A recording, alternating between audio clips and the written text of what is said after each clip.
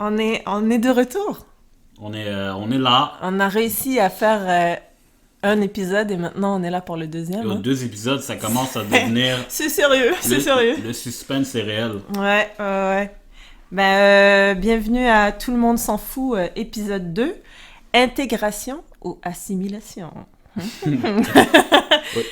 Donc, je te laisse, Samy, vas-y. Ouais, non, rien. Juste pour expliquer un peu, cette semaine, on veut vraiment expliquer quelques concepts qui sont autour du débat en ce moment, là, sur la laïcité, justement, sur l'immigration, sur ces choses-là.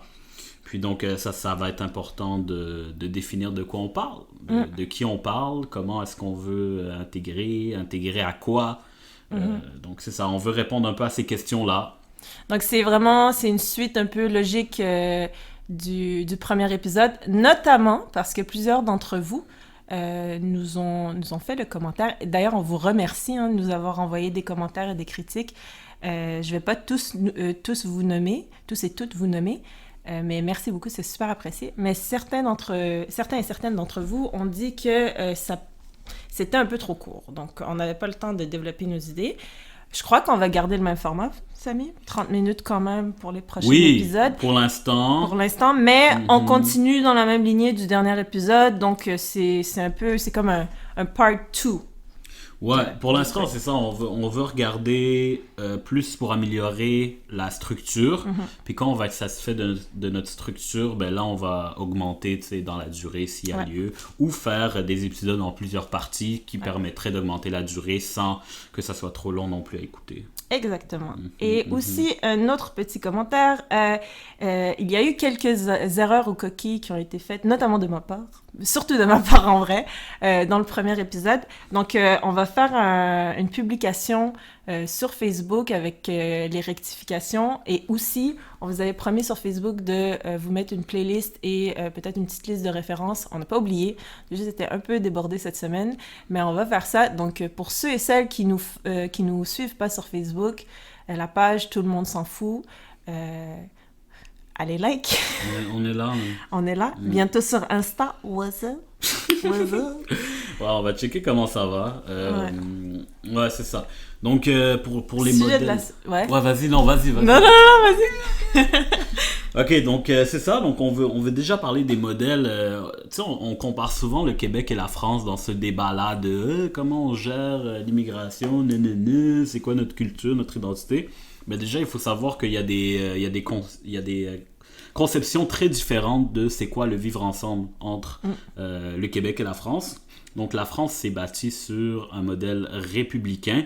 D'ailleurs, on sait qu'avec toute l'histoire politique de la France qui est tourmentée, on n'en est pas à la première république. Donc vraiment, on se cherche de l'autre côté de l'océan. On va l'avoir. Ouais, non, c'est ça. Alors que nous, ici au Québec, on est plus dans un modèle d'interculturalisme, dans ce qu'on appelle le multiculturalisme canadien. Donc, pour parler, juste pour faire la différence avec la France, puis aussi qu'on retrouve beaucoup de chroniqueurs qui ont cette tendance-là, ou des commentaires sur Facebook, que les gens ont une conception républicaine de c'est quoi le Québec, par exemple. Ben, nous, justement, on n'est pas d'accord avec cette conception-là, parce que c'est une conception qui est unique. C'est une conception vraiment qui a tendance à faire fi des différences entre les individus, entre les cultures, entre les besoins de tous et chacun, pour dire, ben, avant tout, nous sommes des citoyens, nous sommes des citoyennes. Idéologiquement, c'est parfait comme façon de penser, mais dans les faits, qu'est-ce que ça fait? C'est que ça invisibilise des rapports inégaux déjà existants sans régler le problème de ces rapports inégaux-là. Donc, c'est faire fi de l'histoire, puis même c'est d'avoir une vision qui est complètement biaisée. Là. Pour les Français, par exemple, la colonisation, ben, c'est la mission civilisatrice. Donc, à partir de là, comme il n'y a pas eu de mal, ben, il n'y a rien à réparer. Donc, allez, nous sommes tous citoyens, nous allons de l'avant. Juste une petite parenthèse, Samy, avant de te laisser continuer, juste pour mettre en contexte, on vous parle de tout ça parce que le titre de l'épisode, c'est bien sûr intégration versus ou assimilation, mais c'est aussi parce qu'il y a beaucoup de référents à la France dans le discours politique en ce moment sur les enjeux d'actualité au Québec. Et il faut bien comprendre que les modèles d'immigration, les modèles d'intégration, les modèles d'assimilation, les dynamiques qui en découlent sont différentes et sont contextualisées. Donc, c'est pour ça que Samy, et maintenant je te laisse continuer, nous explique plus en profondeur. Ouais. Non, c'est super. Pour vrai, la nuance que tu mets, ben, c'est justement, moi j'ai regardé des travaux d'une démographe là, qui s'appelle Michel Tribala, quand même, qui ne fait pas l'unanimité en France justement par ses positions anti-républicaines, antiracistes et tout. Okay. Mais elle compare le modèle d'intégration républicain. Ben, elle ne comprend pas, elle dit qu'il a longtemps été pensé exclusivement autour d'une stratégie d'assimilation. Donc, c'est vraiment comme, c'est intrinsèquement lié au modèle politique. Exactement. Donc, la conception de qu'est-ce que nous sommes va influencer comment est-ce qu'on intègre ou on assimile, etc. Alors, justement, que le multiculturalisme, c'est plus quelque chose qui prône un espèce de modèle de vivre ensemble, tu sais, de vivre ensemble en fonction de nos distinctions puis de nos caractéristiques propres à chaque culture qui n'est pas universelle, donc puis c'est correct aussi là, de dire que ben, la personne je sais pas moi de la communauté musulmane, elle n'aura pas les mêmes besoins ou les mêmes envies ou le même mode de vie que une personne catholique, voilà à peu près. je sais pas comment finir cette phrase, c'est ardu. C'est très ardu, mais dans le fond, juste avant de continuer aussi, c'est quoi la différence de base entre l'intégration et l'assimilation? Oh, intéressant, très intéressant. Comme tu sais, on dit le modèle républicain semble être fondé beaucoup plus sur une vision assimilatrice, sur un projet assimilateur, comparativement à ce que tu essaies de nous montrer, c'est que le multiculturalisme est peut-être moins dans ce projet-là. Mais encore là, on peut en discuter avec les Premières Nations, là, mais ce sera à développer tout à l'heure. Mais c'est quoi la différence de base qu'on pourrait dire au niveau des définitions entre intégration et assimilation? Ben, c'est pas une question facile que tu me poses, mais c'est une question nécessaire. Ouais. Mais c'est ça, donc l'intégration, ça dépend des organisations, des points de vue et tout. Par exemple, l'OCDE, ils ont comme 27 critères d'intégration. Là. Fait que là, t'as comme l'intégration économique, sociale, politique, culturelle, discrimination vécue, accès au logement, etc. Mais l'intégration, en fait, c'est plus un projet de vivre ensemble, selon moi, bien personnellement. Puis, bien sûr... Vivre ensemble dans différence. Oui, ben, ça dépend. Il y a des gens qui vont dire que l'assimilation, c'est l'intégration, tu sais. Ça dépend du modèle. Exactement, ça dépend encore du modèle. Donc, à ce niveau-là, c'est chaud. Puis parce qu'il y a l'intégration... Puis là, on shoot beaucoup d'idées, puis on dirait qu'on est un peu décousu dans nos propos, mais je crois que ça fait état de la complexité du sujet. Mais il faut se rappeler, je crois, qu'il y a des layers d'intégration. Il y a différentes strates. Tu sais, il y a l'intégration d'un groupe, d'un groupe culturel ou ethnique, là, je ne sais pas trop comment l'appeler, et l'intégration des individus ciblés. Donc... Oui, non, c'est ça. Donc là, la différence entre l'intégration des individus ciblés, l'intégration d'un groupe culturel versus une assimilation des individus ciblés avec des projets de loi comme le projet de loi 21 et l'assimilation de carrément un groupe de la société. Et là, on a pu le voir avec les Premières Nations qui avaient... je sais pas moi aussi comment finir ma phrase, je suis un peu... Mais c'est parce que c'est beaucoup d'idées qu'on shoot. J'ai l'impression mais c'est parce que c'est un sujet, il est dégueulasse le sujet, là, comme on décide de le traiter, mais nous, dans le fond, ce qu'on veut illustrer, pour vrai, c'est qu'il y a beaucoup de gens qui parlent de ce sujet-là, mais qui savent pas de quoi ils parlent, là, dans le sens que ils se sont pas posé justement la question de intégrer qui, intégrer à quoi, intégrer comment. Puis qu'est-ce qu'intégrer? C'est des questions qu'il faut se poser en tant que société, puis il faut se les poser surtout dans le cadre actuel, avec les débats actuels, tu sais. Donc, je crois que c'est la base, en fait, du désir d'en parler aujourd'hui. C'est simplement de se dire, OK, ben là, il y a une espèce de flou entre qu'est-ce qu'intégrer, qu'est-ce que assimiler, qui est un mot un peu tabou pour plusieurs, là, je crois encore, même s'il y en a qui le revendiquent haut et fort, puis qui sont là, non, il faut les assimiler, les crises d'immigrants, les crises d'ethnie. Voilà, j'ai dit les mots comme Ils sont... Oh, Bienvenue au Québec. Les ethnies, là, c'est ça. Mais tu sais, c'est ça. Mais eux, qu'ils revendiquent ce mot-là. Mais il y a beaucoup de personnes quand même qui ont une espèce de dédain envers le mot assimilé, mais ils se rendent pas compte que certaines pratiques d'intégration sont finalement des pratiques d'assimilation. Oui, non, tout à fait. T'sais. Puis nous, on se positionne pas non plus, on vous dit ça, puis on vous dit pas notre opinion, puis il faut rester neutre, tu sais. Non. Tu sais, on dit ça parce que pas que la neutralité, là, c'est pas le moment. Non, mais c'est ça, c'est une critique. C'est une critique de ces politiques d'assimilation-là, puis c'est une critique de ces projets qui découlent d'une histoire coloniale aussi, tu sais. Puis c'est ça l'affaire, c'est que le modèle républicain, pour moi, puis peut-être pour nous, ben c'est ça, c'est un déni de l'histoire, simplement, là. C'est un déni des réalités sociales et culturelles qui ont lieu actuellement, puis qui découlent pas de quelque chose qui remonte à super longtemps, là, tu sais. C'est vraiment des choses très concrètes aujourd'hui par rapport au niveau de l'accès à la propriété. Ben, je m'excuse, mais c'est beaucoup plus facile de quelqu'un né d'une famille qui sont propriétaires terriens d'avoir accès à la propriété. Après, toi, tu as grandi à Saint-Michel dans un appartement. C'est beaucoup plus difficile pour toi d'avoir ton cash down. Tu sais, pour avoir une maison, c'est super concret, là. Ouais, clairement. C'est super concret. Puis donc, c'est pas mal ça. Tu sais, c'est pour ça que il faut quand même être critique de ce modèle républicain-là. Maintenant, je sais pas si Anna, tu voulais dire quelque chose avant que je passe entre la distinction entre multi et inter. Non, je te laisse aller. Ouais, bon, donc c'est juste pour faire la petite nuance entre le multiculturalisme et l'interculturalisme. L'interculturalisme, dans le fond, c'est né un peu de la différence québécoise, si vous voulez, avec le reste du Canada. Puis c'est que le reste du Canada n'a pas de peuple fondateur, sauf celui, justement, que nous, on admet comme étant les Premières Nations, bien sûr. Mais au niveau politique, justement après l'entreprise de colonisation, on dit qu'il n'y a pas de peuple fondateur. On sait que c'est faux, là, mais juste comme au niveau théorique, je veux juste dire que c'est ça un peu la théorie, puis je veux aussi dire que nous, on n'est pas d'accord avec ça. Mais, donc à ce niveau-là, c'est ça, alors qu'au niveau québécois, on peut dire qu'il y a une population, il y a un groupe ethnique majoritaire qui est présent, que c'est 77% des Québécois sont d'origine canadienne-française, contre seulement 34% pour la population canadienne, qui est, qui est sont d'origine britannique. Voilà, qui est d'origine britannique. Donc on voit clairement que justement au Québec, le fait que, bon, à la base, il y avait 77% canadiens-français, sans, encore une fois, nier la présence des groupes autochtones, bien sûr que on considère que c'est leur terre finalement, puis que c'est eux les réelles populations d'origine.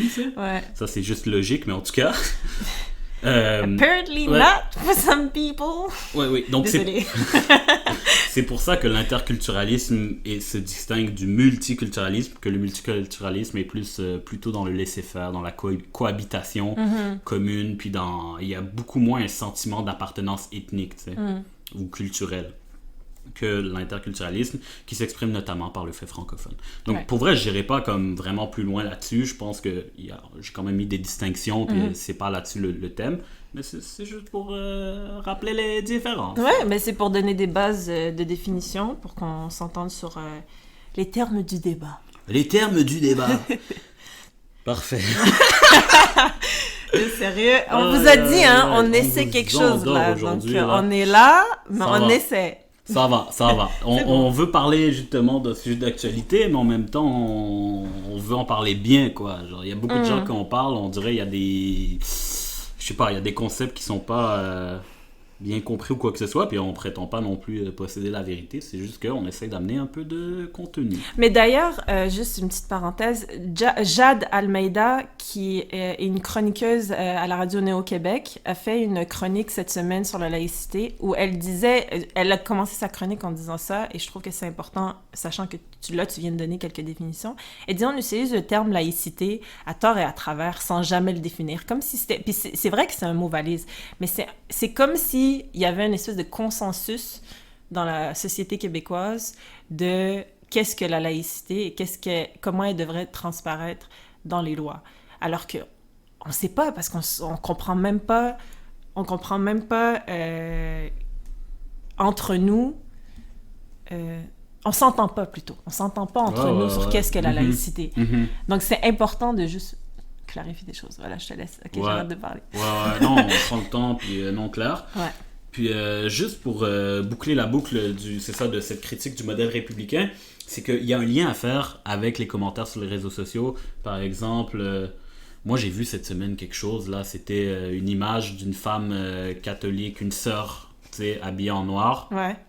qui était... puis c'était écrit « Les musulmans accepteraient-ils que leur enfant soit éduqué par une catholique, une femme catholique? » Là, je suis comme... C'est pas déjà ce qui se passe, c'est comme lui, il n'y a pas la Bible et tout, puis en tout cas, c'est pas pour rentrer dans un débat de tel devrait pas enseigner ou tel devrait pas enseigner, mais ça, c'est quand même une vision de, par exemple, on impose le voile en Iran, donc on devrait l'interdire ici, tu sais. Mais ça, c'est un modèle justement républicain, totalisant, comme à Rome, on fait comme les Romains. Des choses comme ça, tu sais. Alors que c'est ça, c'est une vieille conception de l'État, c'est une vieille conception de la citoyenneté. Je pense qu'on peut mettre ça derrière. Puis voilà, c'était pour ça un peu le modèle, les modèles théoriques proposés aujourd'hui. Par voilà. Samy. Ah, Ouais. Donc, à partir de là, Samy, sachant que on vit dans une société beaucoup plus... que tu définis comme étant interculturelle. Ouais. Mais... ah ouais, on s'est perdu, désolé. Yo, vous êtes pas là, hein? Il se passe des choses en coulisses, là. Anna, elle m'a... Non, écoutez, là... Tu m'exposes. Ok, bon, il va m'exposer. Non, on explique. Merde. Non, on explique. On a dit, on veut être authentique, on veut faire du one text, on explique. Elle a écrit sur un bout de papier... Acquiesce avec le son surligné, tu sais. Mais moi, ça m'a pris genre 2 minutes à comprendre ce qu'elle voulait dire. La vérité, guys, il sait pas lire. Ok, merci, bon. C'est bon, je prends sur moi. Ok, donc c'est ça. Donc j'avais pas compris. Et là, elle était en train de dire quelque chose, puis j'écoutais même pas parce que j'essayais de Je décrypter. sais que t'écoutais pas, donc là, on Bon, vient... parfait. Fin de la parenthèse. For Ouais. real, là, c'est ça qui s'est passé. Ok, donc on revient sur le sujet, Samy. Yep. Intégration ou assimilation. Selon qu'est-ce que tu viens de nous donner comme définition, what's your point? Yo, mon point, c'est que c'est pas vrai de dire que les gens issus d'autres pays ne s'intègrent pas. C'est juste de dire que on s'entend pas sur c'est quoi s'intégrer, tu sais. Pour, on dirait les gens, si t'as pas renié qui t'étais, si t'as pas, si t'es pas devenu, si t'as pas changé ton nom pour Robert Millette, excusez-moi là s'il y a quelqu'un qui s'appelle Robert Millette qui nous écoute, whatever. Mais on dirait, si t'as pas fait ça, ben tu t'es pas intégré. Mais c'est pas vrai, là. Il y a plein de modèles d'intégration, puis il y a plein de façons de s'intégrer, puis il y a plein... mais en même temps, c'est faux de dire qu'il n'y a pas de blocage, tu sais. Qu'il y a pas d'obstacle à l'intégration. Il y a plein d'obstacles à l'intégration. Ouais. Mais il faut les affronter un par un, les déjouer, puis voilà. Puis pas rentrer dans la démagogie, puis dire, c'est à cause qu'ils veulent pas, tu sais. Encore une fois, l'ironie du sort avec le projet de loi, c'est on veut que les personnes des communautés culturelles / clairement les femmes musulmanes voilées, on veut qu'ils s'intègrent au marché de l'emploi, mais quand elles veulent travailler dans le système public, non, il faut que tu choisisses entre ton emploi et tes convictions. Tes convictions, une part de ton identité. Ouais, Puis tu sais, François Legault qui est sorti cette semaine en disant les femmes qui portent le hijab, je sais pas s'il avait parlé vraiment des femmes qui portent le hijab ou des personnes qui portent des signes religieux qui sont en train d'étudier pour être enseignants. Mais il a dit ils vont pouvoir changer de carrière ou tu sais ils vont pouvoir se réorienter. Ouais, voilà ce mot. Puis tu sais, t'es juste là, puis il y a plein de femmes musulmanes qui sont sorties en disant « Ok, ben, rembourse-moi mes études. You know what? Comme, tu veux que je me réoriente? Vas-y. » Tu sais, c'est qu'il y a toujours ce clash entre comment on appelle ça? Entre facteurs matériels, tu sais, de dire « Ok, on veut qu'ils soient dans le marché de l'emploi, on veut qu'elles fournissent, on veut que ce soit des bons immigrants, on veut que ce soit des bons citoyens. » de confession, tu sais, pour les cas des minorités religieuses. On veut que ce soit des bons citoyens qui paient leurs impôts, qui soient là pour le Québec, qui répondent présents quand il y a des enjeux, par exemple, avec le reste du Canada vis-à-vis de l'aspect plus québécois pas de l'aspect plus québécois, de la place Ouais. du Québec au sein du Canada, mais en même temps, prend pas trop de place. Ouais, puis en même temps, ça c'est un truc fucked up, là, les Québécois, là, qui crient, les Québécoises aussi, qui crient au Québec bashing, là, parce que les médias canadiens anglophones parlent de leur politique dégueulasse, là. Sorry, but not sorry, là. Genre, tu veux pas être pris pour un gros raciste dégueulasse, ben fais pas des politiques qui sont comme, qui crient la xénophobie, là. Tu sais, genre, quand il faut que tu lèves la Charte des droits et libertés pour appliquer ta politique, il y a un petit indice, là, que, hein, il y a quelque chose qui va pas, tu sais. Ça, après, fais pas genre, non, les Canadiens, ils nous aiment pas. Genre... Donc, il y a cette dynamique de bon et mauvais citoyen, dans le fond. Puis ça, pour faire la transition que cette fois-ci, je vais réussir à faire, ça se voit dans la culture du rap. Parce qu'il y a constamment cette idée de bon et mauvais rappeur. Le bon rappeur, c'est celui qui parle en bien de sa nation, qui est pas trop violent dans ses propos, qui... Comment dire... C'est ça. non, au niveau... mais c'est ça. Dans l'apparence, excuse-moi. Ouais, dans l'apparence aussi. Non, il y a clairement, là, je veux dire, niveau perception du grand public du rap, oui, il y a cette dichotomie-là. Mais même au sein, je veux dire, si on analyse les paroles, les lyrics, on voit, tu sais, qu'il y a beaucoup de rappeurs qui prennent position dans ce débat-là, tu sais, d'intégration, puis qui sont des modèles positifs, qui disent aux jeunes, tu sais, qui peuvent s'en sortir, puis qu'il y a des alternatives. Tu sais, le modèle le son le plus flagrant que j'ai en tête, c'est Banlieue de Sadek. C'est qu'il dit justement la banlieue c'est pas une excuse pour pas réussir, tu sais, puis qu'il faut travailler, puis il faut c'est ça là, il faut étudier le code pénal, il faut, tu sais, il y a pas juste le ballon, il y a pas juste le rap, tu peux faire, tu sais, dans le fond c'est un appel au travail, tu sais, puis au fait de s'en sortir. Puis à l'intégration. Exactement. Puis c'est ça le truc, c'est que ces rappeurs-là sont souvent pointés du doigt en disant « Ah non, mais vos propos sont communautaristes, vos propos sont exclusifs, mais pas exclusifs, exclusoires, ça se dit pas, sectaires. » Ils veulent exclure, vous faire exclure de la société d'une manière implicite. Vous êtes tout le temps à vous mettre de côté. D'ailleurs, ça vient de me faire penser, excuse-moi, Youssoupha, il dit dans Entourage, qu'est-ce qu'il disait comme punchline? Il disait, quand on met les gens de côté, c'est normal qu'ils s'éloignent. Ouais, ben oui. Puis, c'est exactement ça, c'est que il me pointe du doigt ces rappeurs-là en disant vous vous intégrez pas assez et tout, mais quand ils essaient quand ils se disent ok, ben vous savez quoi, vous nous écoutez pas, vous nous respectez pas, ben on va se gérer nous-mêmes, puis on va faire des trucs entre nous, on va aller dans nos communautés, puis on va redonner à notre communauté, on va se mobiliser, ce qui est une forme d'intégration parce qu'ils participent à la société.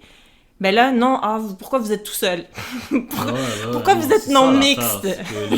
C'est ça, les gens, on dirait, ils sont fous, hein. Ils vont t'exclure à mort pour pas que, justement, tu puisses y arriver. Puis une fois que tu réussis à créer quelque chose qui a un peu de l'allure, ils sont comme, pourquoi on n'est pas impliqué? Je veux dire, si l'exclusion serait pas née en premier lieu, finalement, il y aurait eu un projet commun ou quelque chose, mais là, c'est pas comme ça que ça se passe. Puis, juste pour dire une autre phase de Youssoupha, un peu moins en lien avec le thème, mais quand même en lien avec ce que tu dis, il dit marre de regarder la télé parce que la télé ne nous regarde pas. Tu sais.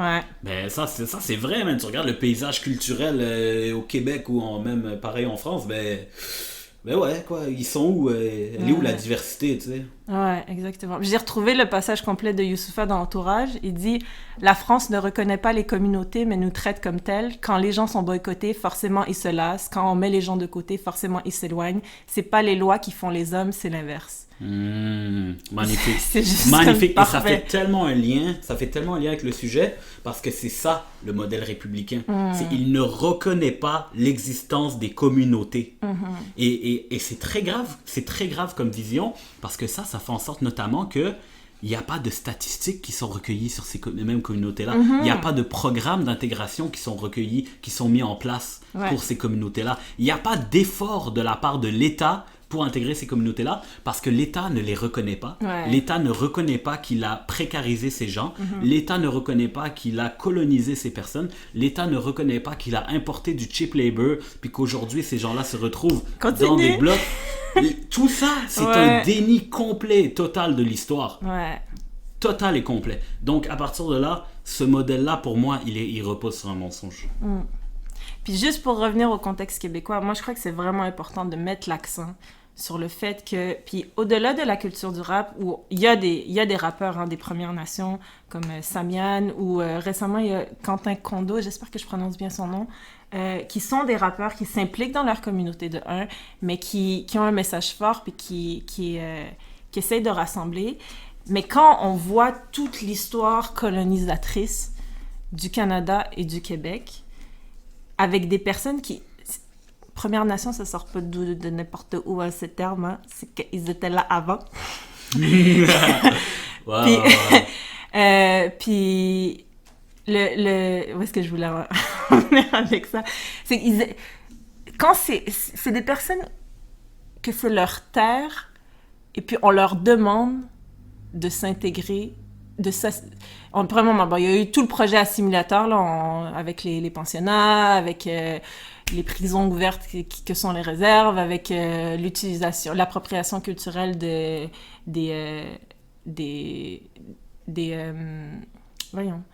symboliques autochtones à des fins de marchandisation. Et ça en passant, mais ça en passant, il y a tellement à dire sur ce sujet que ça va être un épisode en soi. Oui, ça va être un épisode.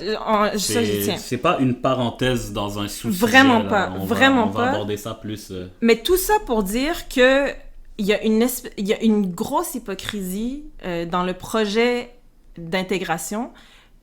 Et qui est en fait implicitement un projet d'assimilation, c'est qu'on demande même à des personnes qui sont supposées être les porteurs de cet État, ils ne sont pas les porteurs de cet État comme politique, mais je veux dire de la terre où cet État politique est ancré, on leur demande à eux de s'intégrer.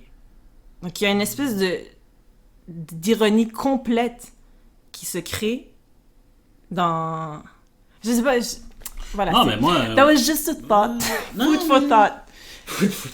Non, mais honnêtement, c'est juste... Non, c'est l'entreprise coloniale derrière ça, puis c'est les liens, les dynamiques raciales derrière l'immigration, c'est exactement la même chose. Je veux dire, l'immigration, on a tout le temps essayé de faire passer ça pour une espèce de service humanitaire que l'Occident faisait, mais au final, là, il avait besoin de main-d'œuvre, il a importé la main-d'œuvre, et c'est comme ça que ça s'est fait, là. Puis souvent, il y a eu des politiques pour restreindre les droits de cette main-d'œuvre.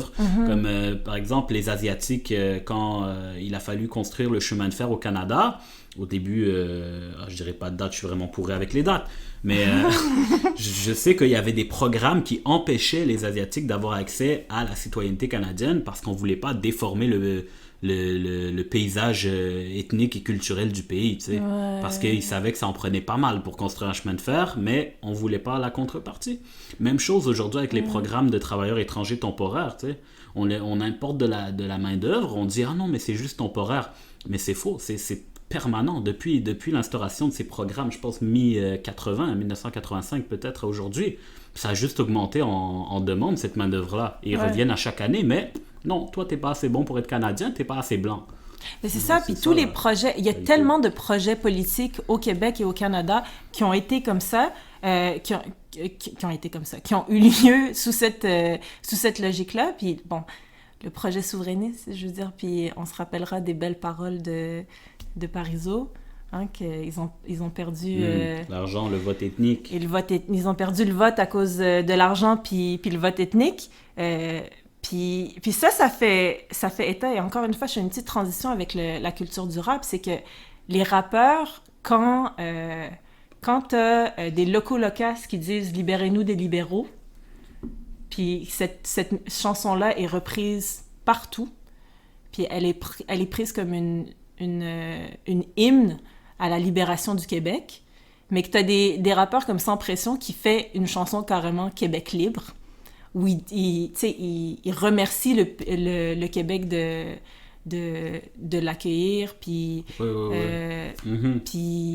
puis il revendique un Québec libre, d'où le titre. Ouais. T'sais, il est pour la souveraineté dans cette chanson-là, clairement, mais ça, non, on veut pas trop t'entendre, s'il te plaît. On veut pas trop faire écho à ce genre de chanson-là, parce que elle cadre pas... Parce que l'artiste, parce que sa discographie, la culture musicale d'où il provient, la culture rap d'où il provient, parce qu'il y a des cultures rap, je crois que c'est important de le répéter, la culture rap d'où il provient est pas assez... fit pas assez avec l'image d'un Québécois souverainiste, blanc, blablabla. Non, ouais, non. Voilà. Mais... C'était ma conclusion, blablabla. Non, mais honnêtement, en tout cas, j'ai l'impression qu'on a, c'est ça, on a quand même dévié niveau intégration ou assimilation, juste pour peut-être revenir faire une petite, c'est ça, un petit retour, c'est que finalement on retrouve que des rappeurs francophones font souvent les rappeurs, notamment plus français, tu sais, les Français de France, vont souvent faire une critique justement de ce modèle républicain. J'ai pas encore trouvé ça dans les textes québécois, tu sais, en tant que tel, mais du modèle politique québécois. Ouais, comme plus une critique, une critique du modèle politique québécois. Mais par exemple, dans Kerry James, Lettre à la République, donc clairement, Lettre à la République, ça le dit. Il dénonce le racisme de l'État républicain, ou quelque chose comme Le Prix de la Vérité, une autre de ses chansons. Encore une fois, il dénonce l'hypocrisie d'un système. Tu sais, il dit « Votre justice porte un voile arbitraire et opaque. On parlera laïcité pendant les vacances de Pâques. » Tu sais, donc... c'est comme Brulux on the Flux, shout out my man. Dans sa dernière chanson, Julien il dit parce qu'il a été emprisonné pour comme étant suspect de tentative de meurtre. Je sais pas finalement s'il a été accusé ou non. Gros shit. Il a été emprisonné, donc oui, il a été accusé, mais je sais pas si c'est véridique ou non. Mais il disait, à la barre, ce qu'ils retiennent, c'est que je suis français. Bâtard, j'étais pour vous depuis que les Bleus boycottent Benzé. Parce qu'on se souvient de Benzema qui a pas fait l'équipe de France. Et là, il y a eu toute la polémique de se dire, Benzema, en fait, avait dit carrément, quand je marque, pour vous, je suis français, mais quand je marque pas, là, je suis algérien. Puis c'est un peu la même chose qu'il dit, c'est que les rappeurs ou les personnes du monde artistique ou juste les personnes d'origine... j'aime pas le mot ethnique, mais tu sais, d'origine... non française. Non française, non québécoise de souche, d'origine cosmopolite. Voilà. les personnes d'origine immigrante sont vues comme étant comme faisant partie de la nation quand ils font des actes qui correspondent à la vision de ce qu'est un bon citoyen. Mais dès qu'il y a une action qui ne fait pas partie de cette définition-là, là, non, tu es autre. Et on revient constamment à cette dynamique-là de... Double standard. De double standard, t'es l'autre avec un grand A quand je veux, mais tu es un quand je veux aussi. Tu peux jamais décider quand tu fais partie du nous.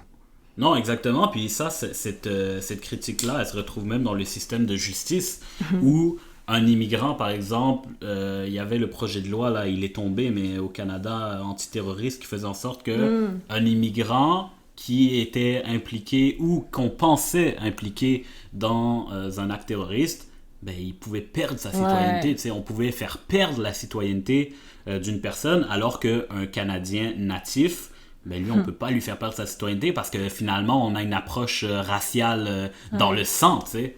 Fait que peu importe comment tu es intégré, au final, ben, tu seras jamais autant un Canadien ou autant un Québécois qu'un Québécois ou un Canadien né ici.